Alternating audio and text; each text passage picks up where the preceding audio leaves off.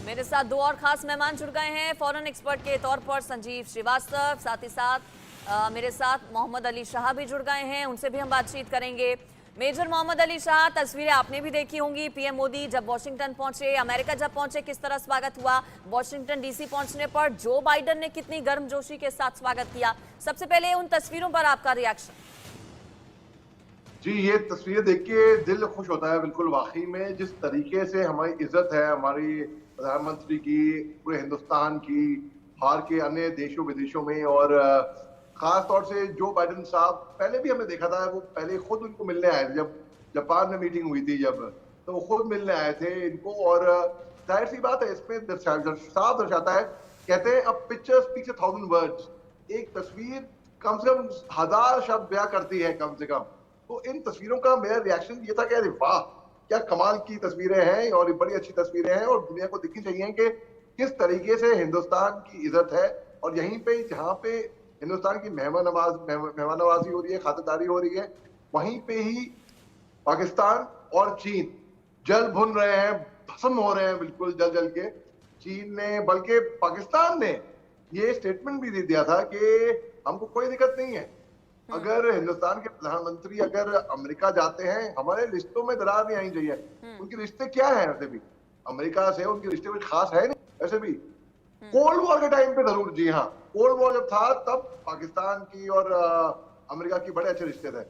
तो इसमें बहुत ही खुश करने वाली बात है, और हर एक हिंदुस्तानी को फख्र होना चाहिए, नाज होना चाहिए कि हम हिंदुस्तानी हैं वाकई में, और हर हिंदुस्तानी शायद फख्र महसूस भी इस वक्त कर रहा है। मेजर मोहम्मद अली शाह, मोहम्मद अली शाह, मैं आपका रुख कर लेती हूँ। जब बात भारतीय प्रवासियों की मैंने की है, कई उम्मीदें हैं देखिए पीएम मोदी के इस दौरे से।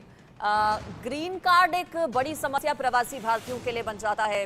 वीजा की अगर बात करें, ग्रीन कार्ड की अगर बात करें, अब जब पीएम मोदी दौरे पर गए हैं तो प्रवासी भारतीय या फिर इच्छुक वो लोग जो कि अमेरिका जाना चाहते हैं, वहां पर रहना चाहते हैं, इस हल का भी, इस समस्या का भी क्या कोई हल निकल पाएगा इस दौरे के दौरान? क्या इस तरह की उम्मीद लगा सकते हैं?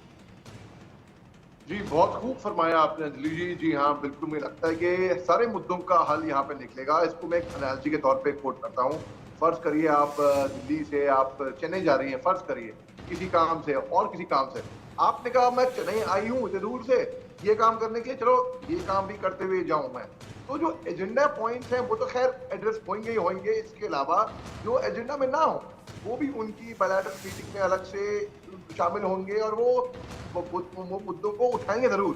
तो आपने से बोला जैसे ग्रीन कार्ड का मुद्दा उठाया आपने और भी मुद्दे उठाए। जी हाँ, ये मुद्दे पक्का मुझे लगता है इनका हल पक्का निकलेगा अगर जब और जैसे प्राइम मिनिस्टर साहब इन मुद्दों को उठाएंगे, क्योंकि उनकी क्रेडिबिलिटी इतनी है यूएस में, जो बाइडेन साहब उनकी बड़ी इज्जत करते हैं।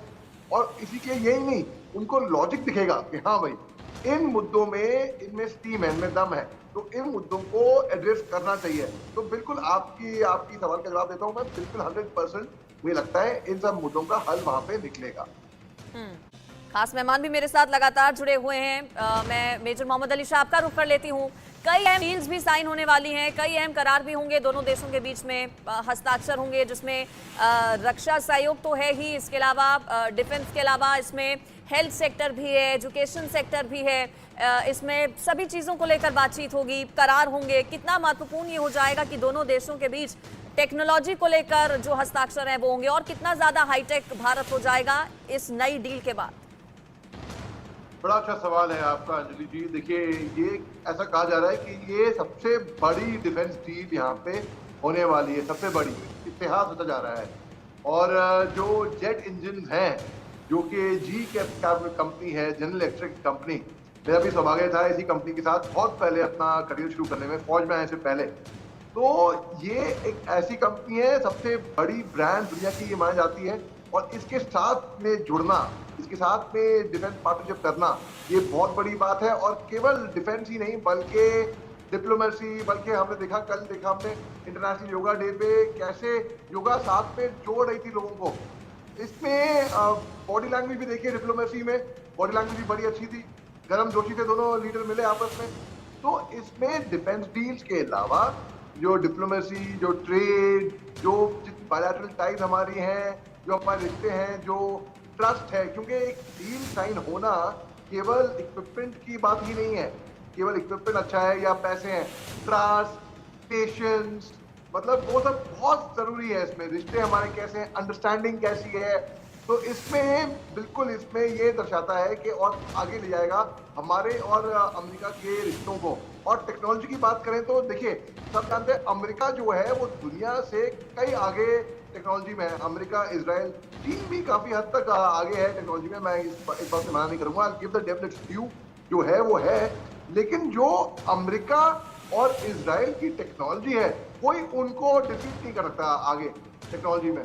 तो जब हिंदुस्तान की पार्टनरशिप होती है एक ऐसे मुल्क के साथ जो टेक्नोलॉजी में बहुत आगे है, जो number 1 super power of the world है, और जो इस तरीके से खैर मकदम होता है वहां पे उनका, तो इसमें बहुत फख्र की बात है। और इसमें ये देखने वाली बात है कि आगे फ्यूचर में हिंदुस्तान के लिए डिफेंस इक्विपमेंट में और कई सारी अन्य चीजों में क्या व्हाट्स इन स्टोर, आगे क्या अच्छी चीज चीजें रखी हुई है। जी ठीक है।